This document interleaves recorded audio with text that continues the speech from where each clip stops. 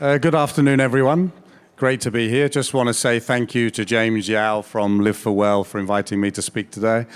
My name is Robert Sawhney. I work for Watson Gym Equipment, which is a UK-based gym equipment manufacturer.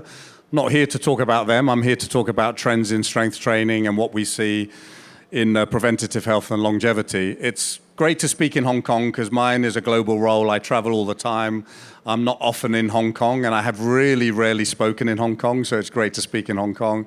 I was just speaking at an event on a very similar topic in Dallas a few weeks ago, and I'm off to Europe next week, so it's great to be here this week in Hong Kong and be able to speak at this event.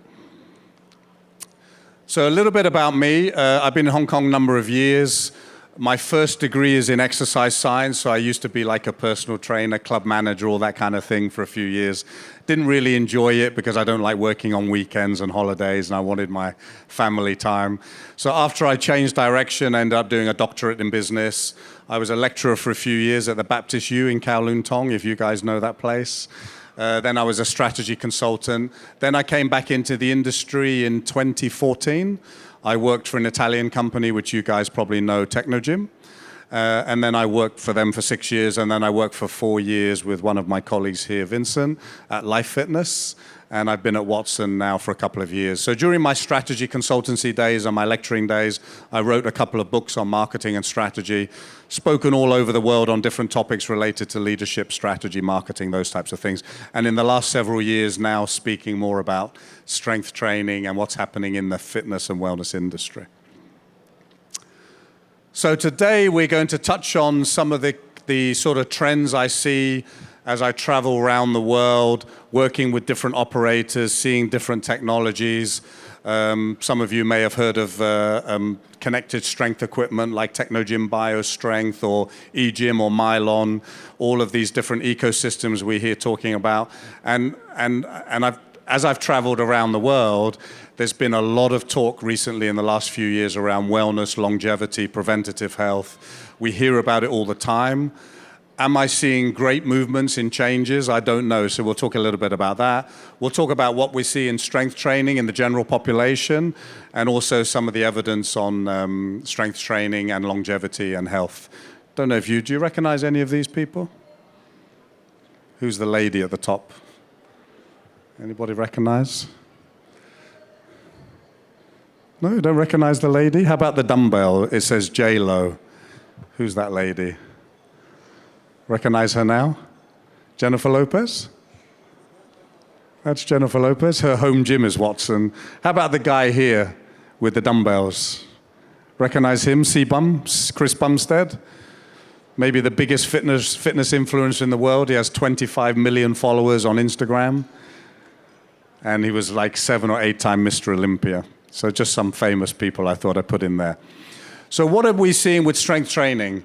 If you look at traditionally, if you go to the gym or you look at people exercising, this concept around aerobic exercise, VO2 max, has always been the most, if you went into any gym, the most popular piece of equipment you would look at in the last 5, 6, 7, 10 years was the treadmill or the cardio space.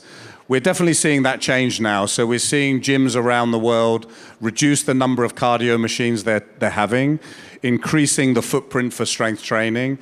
And there's some evidence here from, for example, the ACSM, which is the American College of Sports Medicine.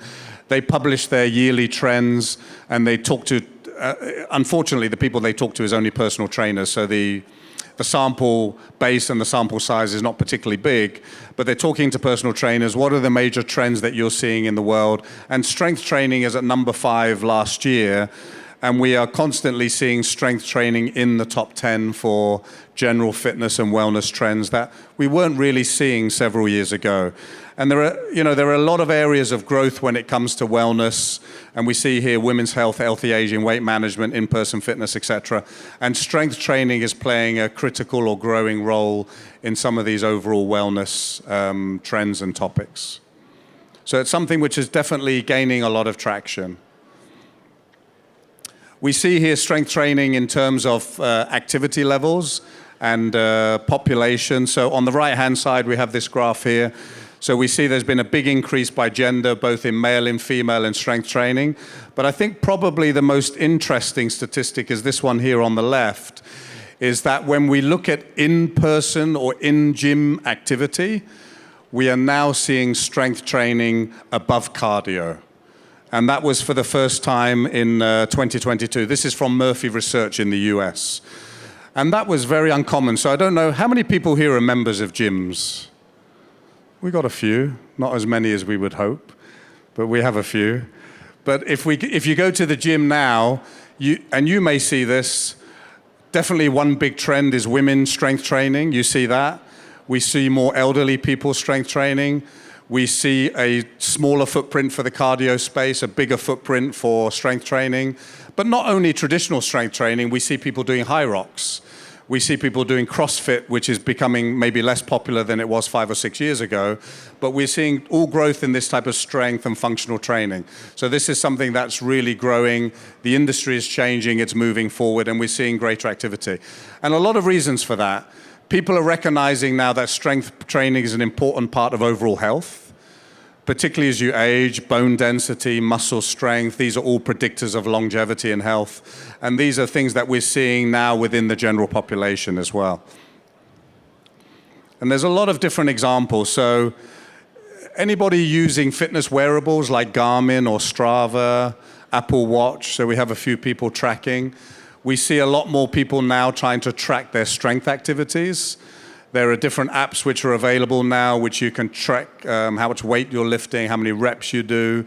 Some more sophisticated technologies which allow you to track power output, velocity, other types of speed or performance-related metrics which are important for sports people. So we see a lot of that. Even Whoop now is trying to track muscular strength and training.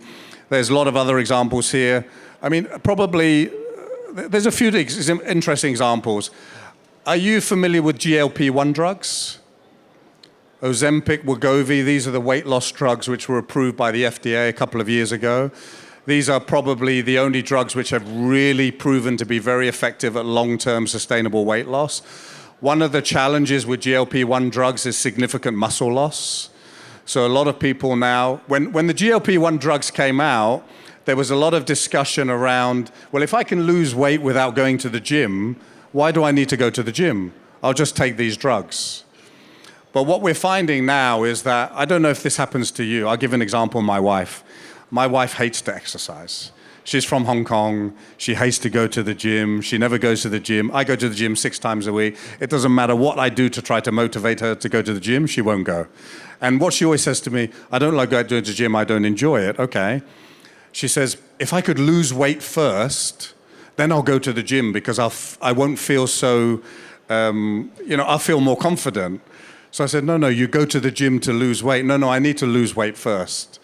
And what we found with she's not taking GLP-1 drugs, by the way, but what we found with GLP-1 drugs is we have found that a lot of people who are now taking these drugs and losing weight, suddenly they have the confidence and motivation to go to the gym. So we're seeing a lot of these people expand the penetration rate for gyms, but because they're losing significant amounts of muscle, trainers need to be educated and trained so they can work with these customers. And we see clubs like Equinox. I'm not sure if you're familiar with Equinox. Equinox is a very well-known high-end premium chain in the US, which has trained their trainers on how to work with these customers, how to use technology to track and work with their customers who are taking these types of drugs. There's a lot of interesting examples that we see in the market. World Gym is now doing strength-only gyms. Planet Fitness, has everybody heard of Planet Fitness? The big budget chain in the US, they have thousands of clubs. They have clubs in Australia now. They have a few other clubs around the world. It's like a $10 membership, so $10 US. They even do things like a Pizza Tuesday. So on Tuesday night, you get free pizza. This is a health club. They give you free pizza. But one thing very interesting about Planet Fitness, for so many years, no free weights. No heavy lifting, no free weights, because they wanted it to be a non-intimidating environment for the general population. Even Planet Fitness have now started to move to bigger strength and free weight zones, because the trend in strength training is so strong that the general population for general health and longevity, we're seeing it across all demographics, women, teenagers, elderly people. We're seeing it across so many different groups of people that strength training is becoming critically important. So in terms of longevity, anybody read this book by Peter Attia, The Science and Art of Longevity? if anybody knows this guy. He's controversial, I suppose, to some degree. Some of the things he says, maybe a bit like Andrew Huberman as well, although a lot of what he talks about, and he obviously has his podcast, he has a lot of different information channels and his book and his publications. He was one of the first people to really start, or to be well known to be talking about exercise and longevity. And so he has 2 or 3 markers which are key signs of longevity. One of those, of course, is VO2 max, or aerobic fitness. But another key one he calls hand grip strength. And hand grip strength is a proxy for general body strength. And this is something which has been shown to be increasingly important for health and longevity. And so for yourselves, even if for you who are doing strength training, you probably see some differences in mobility, your ability to stand up from a chair, to move, to walk, to do different things. Even this type of general sort of daily physical activity is benefited greatly by strength training. And I think probably, I noticed in Asia versus Europe, and again, if you look at my wife or her friends or other people, whether they're Chinese, Japanese, Korean, around women particularly, they were scared of going to the gym to do strength training because they thought they would become too muscular. That perception has definitely changed over the last sort of 5 to 10 years, where if it was so easy to get muscular, all the men would be doing it, right? It's very, very challenging to build muscle over the long term. So strength training and that type of other activities, functional training, we're seeing that grow across all different activities. So I think Peter Attia is quite interesting, very interesting book, and very interesting concepts around different types of diets, different types of exercise. We're not quite sure, I would say, yet on the dosage of strength training. There's some research that shows certain amounts of dosage may actually have negative impacts when it comes to longevity, or at least the correlation drops very significantly. So I think these are things that we don't fully understand. And is anybody familiar with this guy at the bottom, Brian Johnson? Who knows Brian Johnson, the man who wants to live forever? So some people know Brian Johnson. This guy is unbelievable, right? He is a very rich guy. I think he sold his software company for 200 or 300 million US dollars, and he's dedicated to living forever. So his whole life is around nutrition, exercise, supplementation. He does all the blood work, the DNA testing, all the different markers. I'm not familiar with what he does every single day, but it's a lot. And he sleeps at, 6 o'clock in the evening, whenever it is. He checks his sleep. He checks his erectile function during sleep. He checks so many different things because he wants to live as long as possible, as healthy as possible. And strength training is a big part of his routine. So he strength trains nearly every single day. So we definitely see a strong link and a general awareness among the population of strength training and longevity.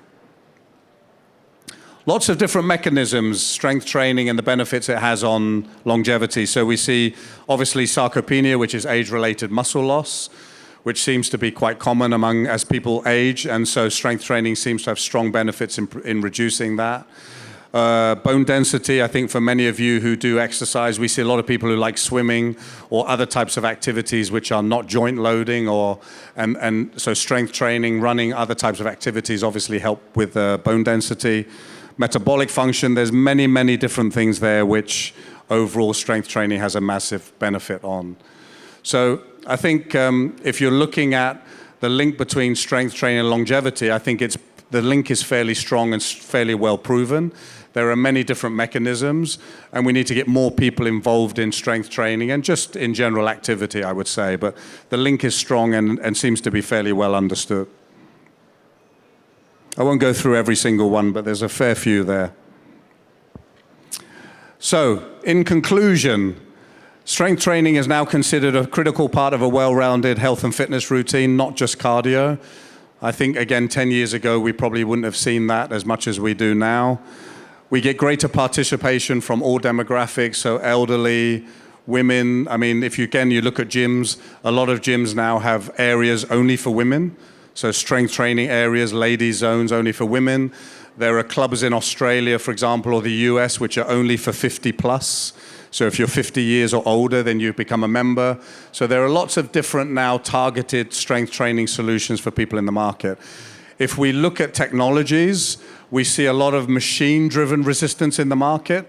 I mentioned Technogym, BioStrength, eGym, Mylon, these types of technologies. We see these in elderly care centers, in rehab centers, other types of centers where people want guided strength training. So we see a lot of that around the market as well. Gyms are definitely changing. As I mentioned, we're seeing a smaller footprint on cardio, and we're seeing a much bigger investment on strength training, and we're seeing more people engaged in strength training overall within the gyms as well, and I think that needs to continue to grow. And we're definitely seeing the growing evidence of strength training to longevity and health. But one thing is unclear so far with the overall evidence, even the meta-analysis that I've looked at, is that the dosage seems to be unclear. The amount of dosage for what kind of people, what kind of exercise, and obviously some of the things that they're talking about here will obviously be a big part of that. So I think I'm nearly at my 20 minutes, seem to go fairly quickly.